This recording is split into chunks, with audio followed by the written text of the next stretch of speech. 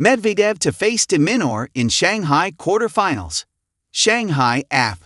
Daniil Medvedev on Wednesday got his revenge against U.S. teenager Learner Tien, beating him in a nail-biter 7-6, 8-6, 6-7, 1/7, 6-4 to proceed to the Shanghai Masters quarterfinals. There he will meet world number 7 Alex de Minaur, who cruised past Portugal's Nuno Borges 7-5, 6-2 earlier in the day. Victory in Shanghai comes just over a week after the 36th-ranked Tien took the Russian out of the China Open semifinals in Beijing. "He's an unbelievable tennis player," Medvedev said of the 19-year-old. "Outside of the big three, he may be the toughest opponent I've ever faced." Medvedev broke first in the 9th game, but Tien returned the favor immediately. The last two games of the first set saw the two players locked in an epic back-and-forth, their prolonged rallies thrilling the crowd. Both faced breakpoint but managed to hold, with Medvedev smashing a looping lob from Tien to send them to a gripping tie-break. Medvedev broke early in the second set, but Tien was again unfazed, breaking back in the 5th and then 7th games, before the former world number 1 leveled in the 10th. Medvedev began limping just before the second set tiebreak and spoke briefly with a medic before hobbling back onto court. Tien went 3-0 up as the Russian, 10 years his senior, tried to stretch out on court, becoming increasingly irate as the match was pushed to a decider. "I should be more calm, but Learner drives me nuts.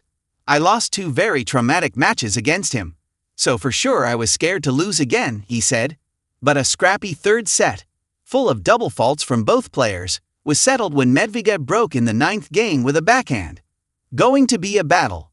The Russian said he would need to rest his legs in anticipation of a similarly tough challenge against de Minaur on Friday, smiling wryly.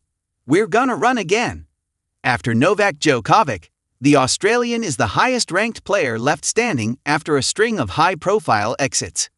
De Minaur needed 5 breakpoints in the 11th game against Borges in the first set, converting the last with a backhand for a decisive advantage.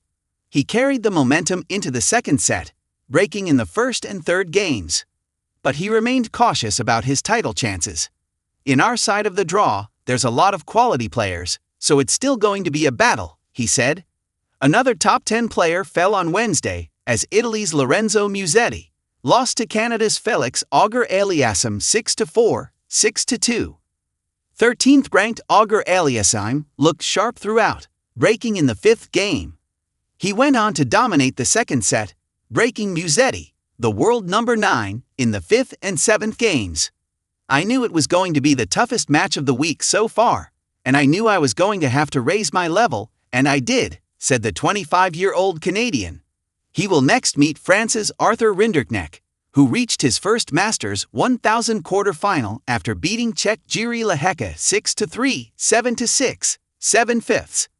Rinderknecht's cousin Valentin Vacherat made it to the last 8 on Tuesday, and will face Denmark's Holger Rune for a place in the semi-finals. Djokovic will follow them on to court on Thursday against Belgium's Zizou Bergs for a place in the last 4.